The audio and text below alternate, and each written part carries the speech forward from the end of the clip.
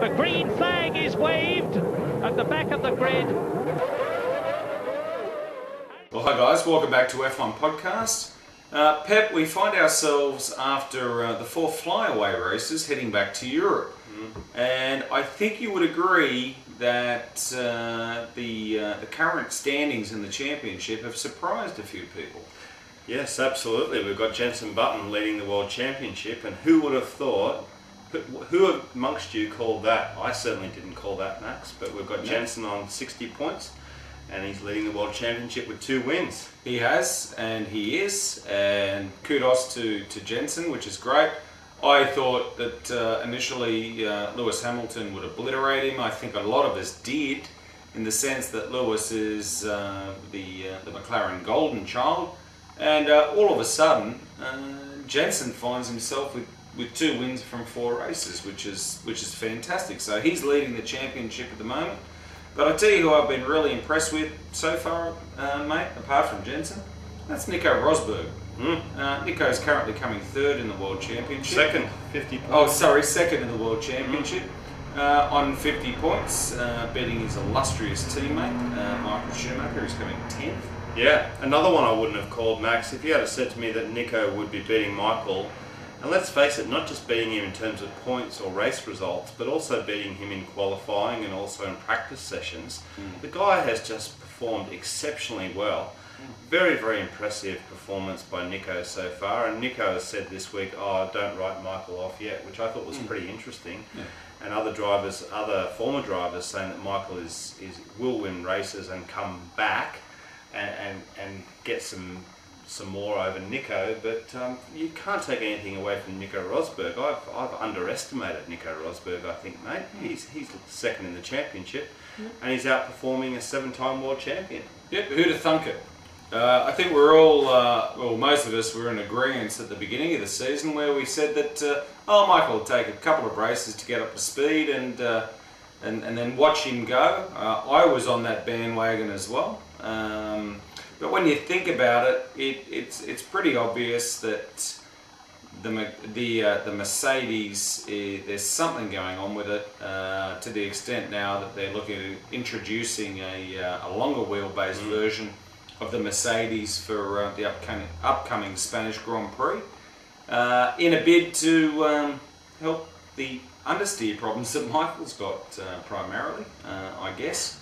I'd like to think that this will benefit Nico as well, and I'm sure it will, should the car prove to be good out of the box, along with its aero updates. But I thought it was interesting that Ross Brawn turned around and said, we got it wrong.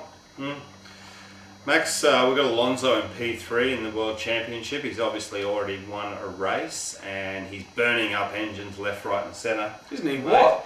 Isn't he what? But he is beating his teammate, and he's new to Ferrari. And this was something that I was pretty much expecting. I do rate Felipe Massa, but Alonso is a double world champion and has really shown that he's fitting in very, very well with the Ferrari team and also with the Tifosi. So Alonso's done very, very well to secure that position in the World Championship. And let's not forget, it's still quite tight. I mean, Alonso before China was, Massa before China was leading the World Championship, and now he's slipped back. So those points, it's still jumping around a bit, but Alonso's been very, very impressive for a new team. You're right, and the concern is, of course, is that Alonso's had 2 engine failures so far this year. If we look at our friends at Sauber, Kobayashi and De La Rosa, they've between them had 3 engine failures.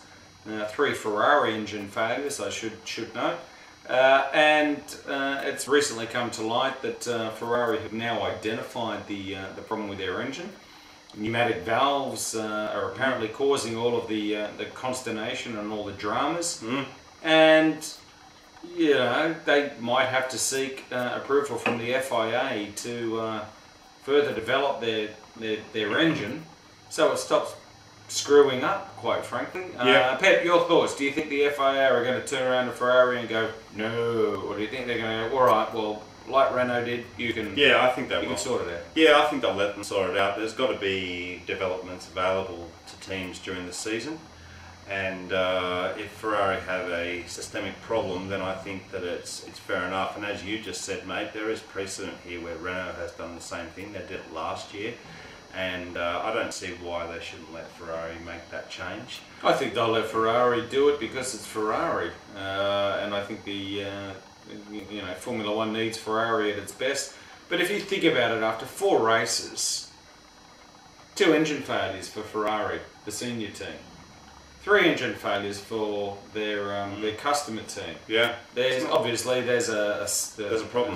problem or a screw up with that engine. Yeah. And look, engine development we all know is frozen. Let's be honest.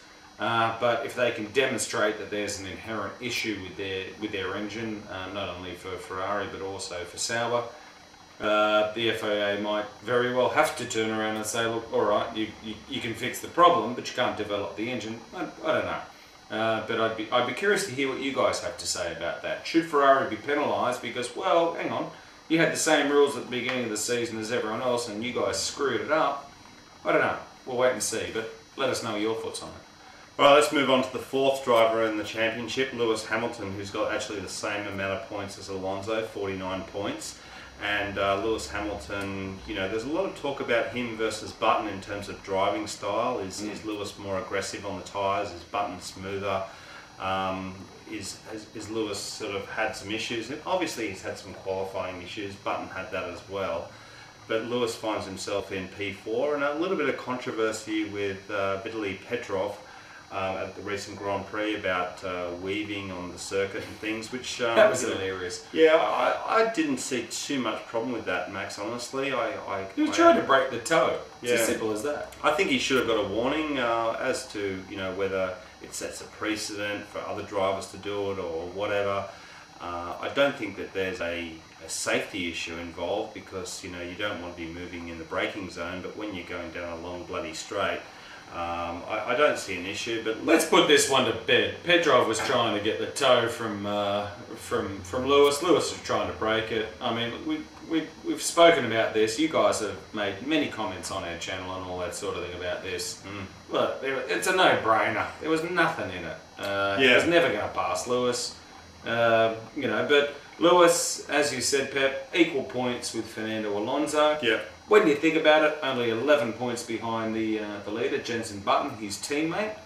And who knows what's going to happen. The next race it could all change Spain. Again. 25 points for a win, mate. You never know. Yeah, just generally, there's been some sneaky moves. I mean, there was Alonso overtaking Felipe Massa on the entrance to the pit lane. There's no problem with our drivers. They love each other. No problem at all. Stefano Domenicali. Oh, no problem, no problem. No.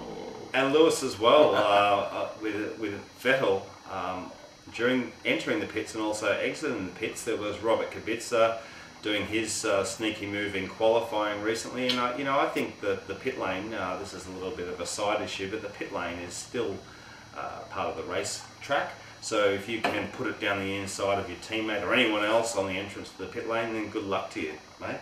Yep, totally agree.